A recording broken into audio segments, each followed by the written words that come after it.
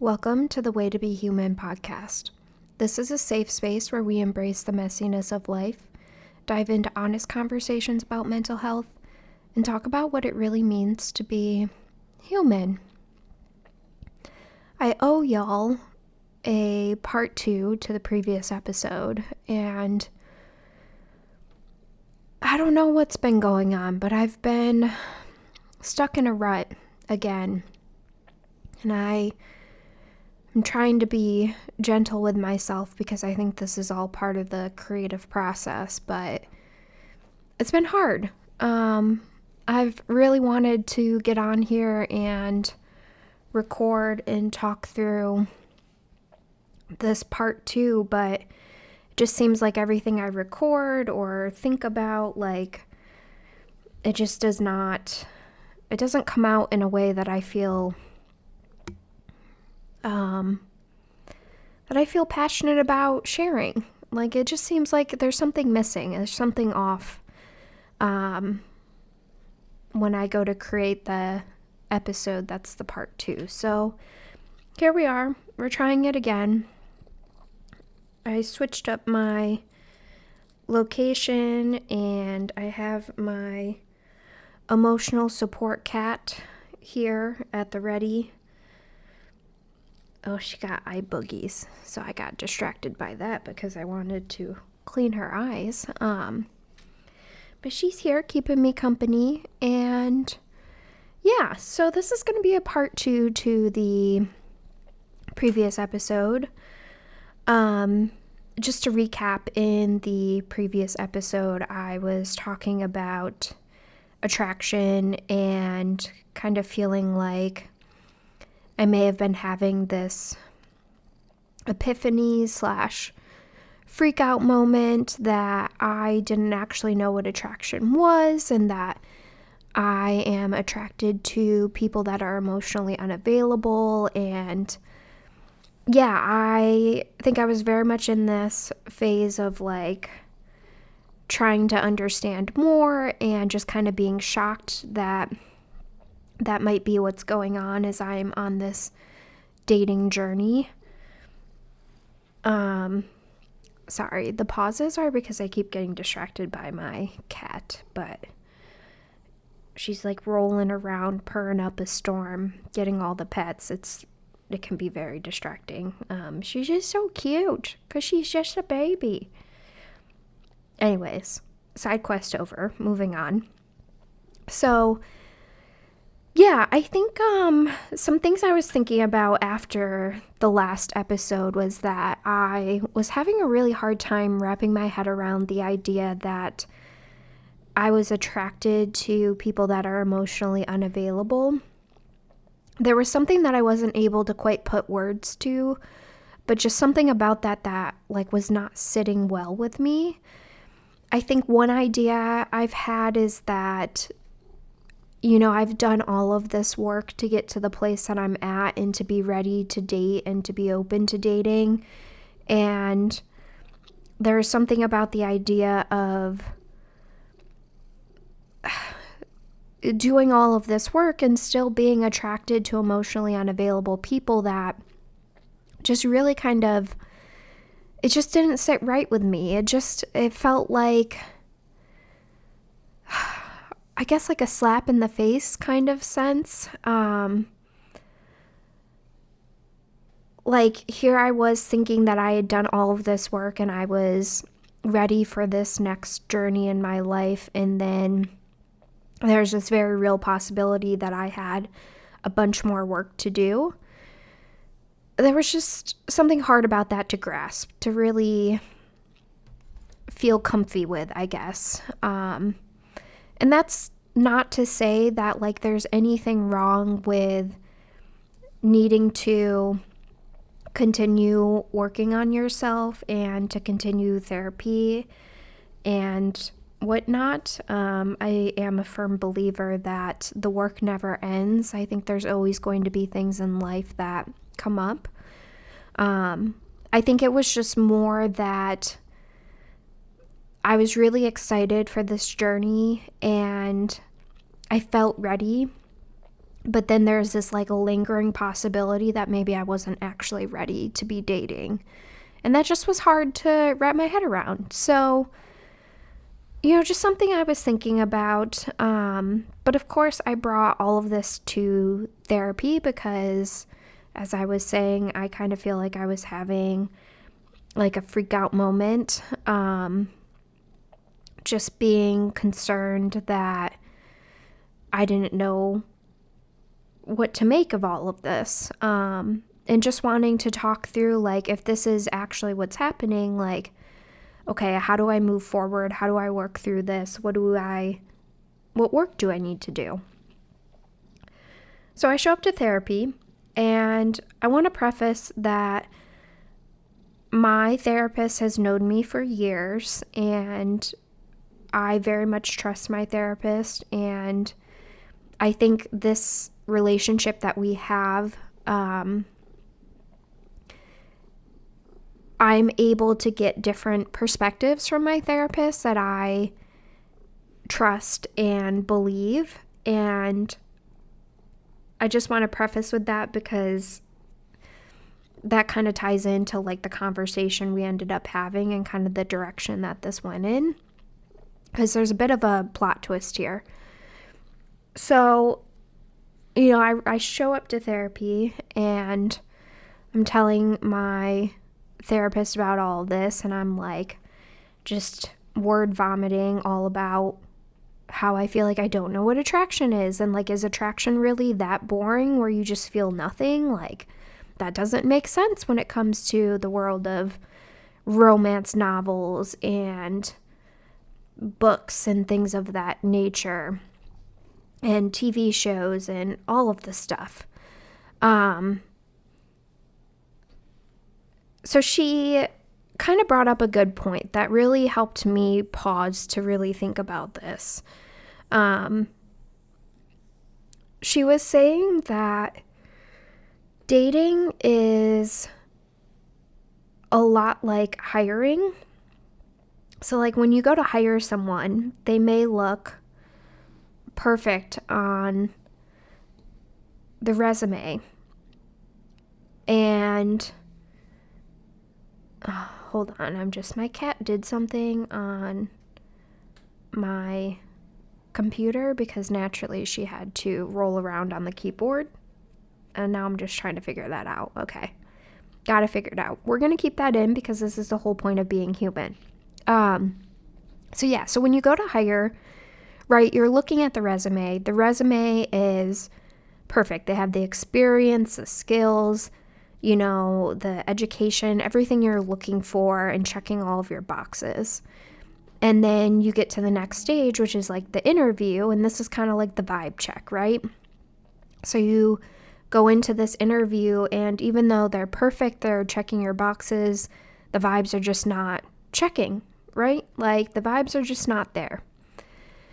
And this is very similar to dating, right? Like, especially in today's day and age, and in the way that I am dating, where I'm using apps, like, profiles are checking the boxes, meeting my requirements. The initial communications might be really good, maybe even like an initial call, FaceTime, whatever, maybe going well. And then we get to the point where we get to that, like, interview. We get to that vibe check, and we meet in person, and it's just not clicking. It's not there. So rather than thinking about this as, oh, the common denominator is that there's this emotional unavailability aspect, and that's what I'm attracted to. Like, maybe the common denominator is just that the chemistry isn't there.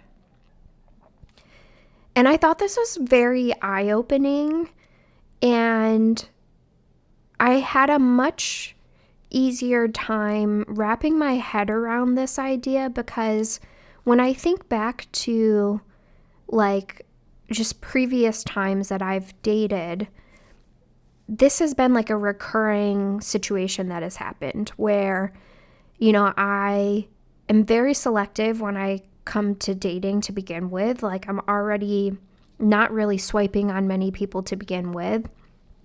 And then it's like their profiles have to be set up a certain way that like check the boxes that I'm looking for. And then the initial communication has to be meeting, standards that I have. And during that process, like, there may be people I'm excited about and I get those butterflies for and stuff. But then it seems like more oftentimes than not, I get to the phase of meeting them in person and doing this vibe check, and there's just nothing. There's no feelings.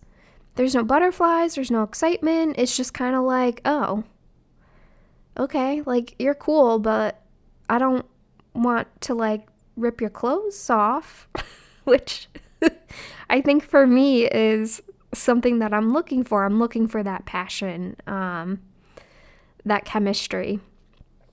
So this makes sense to me, and I've had a much better time or easier time. I don't know. It's been much easier for me to kind of process through this idea that like maybe the problem here is really chemistry.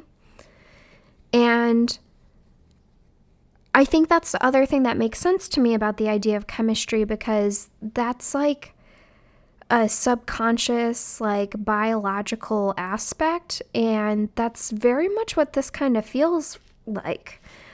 Like, it's, I start off with butterflies and excitement for someone, but then it's like immediately when I get to the vibe check, those butterflies, feelings, excitement, like, just disappear. Like, they're no longer there, and there's not anything I can really pinpoint to why that happens. Like, I've had situations where it's as instantaneous as I go to meet them at their car and they get out of the car and I'm immediately like, oh no, this isn't it. And in those situations, what's been odd about it is it's not even like they've catfished me or they look drastically different than their profiles or anything of that nature. It's just like as soon as I physically see them, I'm like, oh no, this isn't it.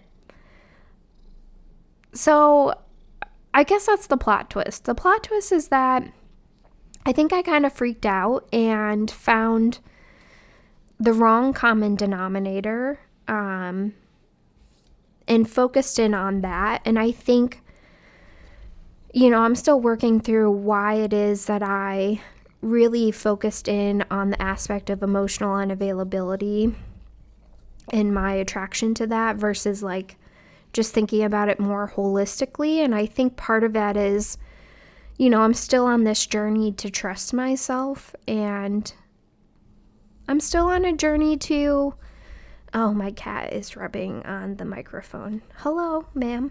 Hi. You want to say hi? You give the microphone headbutts? Oh, now she's going to attempt to bite the cords. Love that for her. Great. Perfect. I am still on this journey to also how do I want to say it? This cat. I'm letting this cat do whatever she wants because she might be sick. So she's been spoiled the last week or so while we wait to find out more.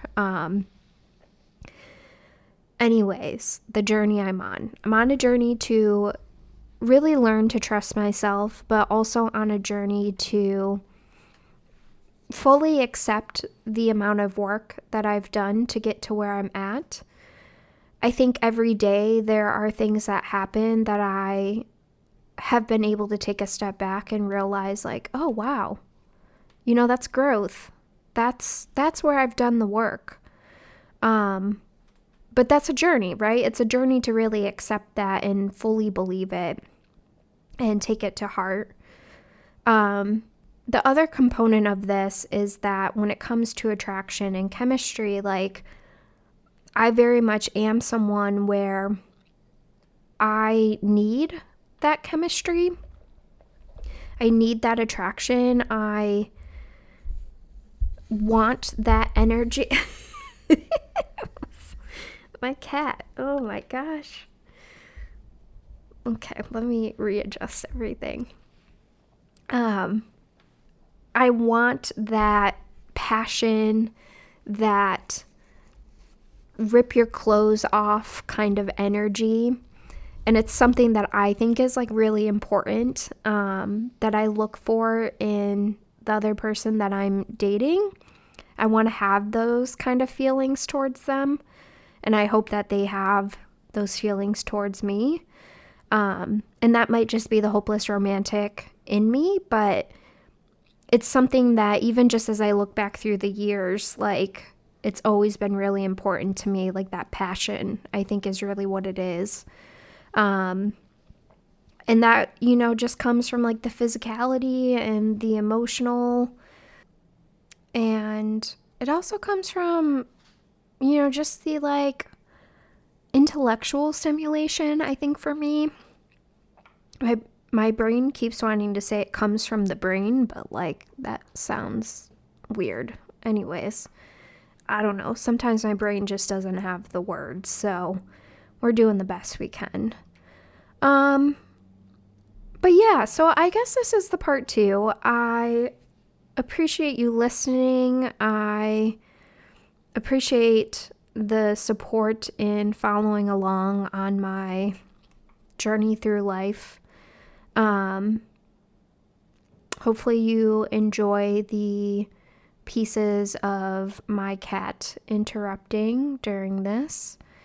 And just always remember, way to be human.